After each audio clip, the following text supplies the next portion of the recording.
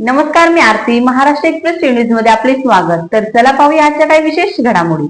अकोला शिवसेना शिंदे गटाचे अल्पसंख्याक जिल्हाध्यक्ष शेख मोहसिन यांच्या अपघाती मृत्यूनंतर शहरात प्रचंड खळबळ उडाली आहे.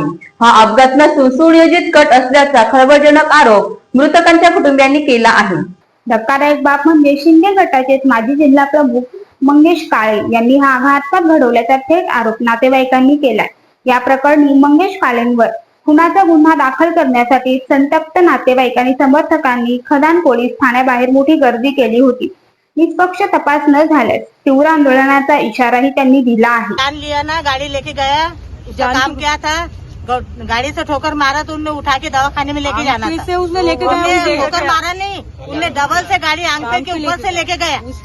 उनने उसकी जान लिया ना, तो इसकी भी जान ली, इसकी भी आंख में से नरक लेके जाए, उसके बाद में हम उठाएंगे। 23 तारीख रोजी एक अंदाजा दुपारी 2:30 वाजता ते 3 वाजता दरम्यान शेख मोहसिन शेख सदाम म्हणून व्यक्तीला ॲक्सिडेंट झाले होते. त्याच्यानंतर त्यांच्या ट्रीटमेंट पाटील हॉस्पिटल आणि आयकॉन हॉस्पिटलमध्ये चालू होते. परंतु दुःखदायक घटना अशी आहे की आज त्यांनी मृत्यू झाले होते. त्याच्यानंतर आपण 23 तारीखला एक गुन्हा दाखल केले आणि कलम पण 106 लावले होते आणि त्याच्यानंतर आपण CCTV फुटेज वगैरे पाहणी केले आणि गाडी पण जप्त केले. आरोपीला निष्पन्न करण्यासाठी 2 टीम पण रवाना केले होते आणि मृत्यू झाल्यानंतर त्यांच्या पत्नी आले होते आमच्याकडे आणि पत्नीची म्हणणं आहे की हे मर्डर पण होऊ शकतं म्हणून त्यांचं म्हणणं होतं. परंतु आपण पूर्ण चौकशी ते करणार आहे म्हणून त्यांना सांगितले आणि त्यांच्या बयान पण नोंदवले आणि त्यांच्या बयानानुसार त्यांच्या काही डाऊट्स होते.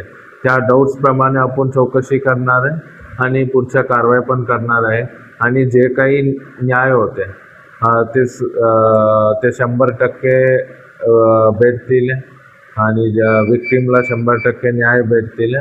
आणि मी त्यांच्या पत्नीला पण अकोला पोलिसांच्या तरफ सांगितले आहे की त्यांना काही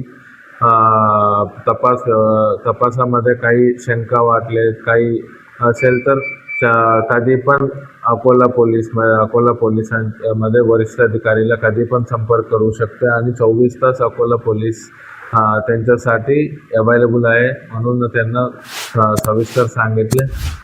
सध्या जे काही सोशल मीडियामध्ये